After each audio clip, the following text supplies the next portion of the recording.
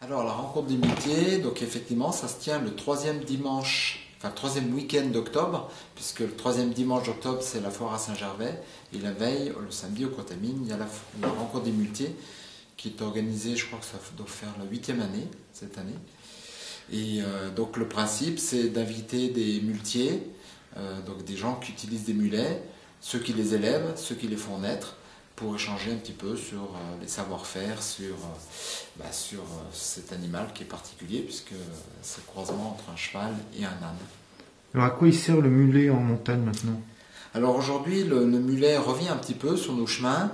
On le voit souvent autour du Mont Blanc, par exemple. Il y a l'association Cairn, des accompagnateurs qui l'utilisent pour porter les bagages. Mais au-delà de ça, on est en train d'essayer de relancer un peu ce qu'on appelle le multage, c'est-à-dire d'avoir recours au mulet pour les portages en refuge, sur des chantiers, pour les sentiers de randonnée, pour l'EDF, pour l'ONF, pour l'entretien des espaces verts, enfin, etc. quoi. Et donc ça revient pas mal, et d'ailleurs en ce moment on est en train de travailler avec le Parc national de la Vanoise pour faire un programme de multage un petit peu ambitieux pour faire travailler nos animaux.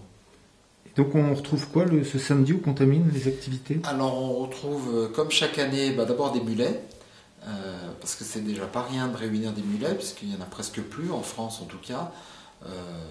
Et donc on s'efforce de réunir un nombre assez conséquent de mulets pour que ça ait un peu d'allure.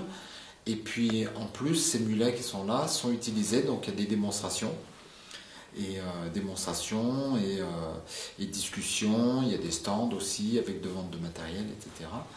Et le but du jeu, c'est de faire une réunion sympathique autour de nos animaux.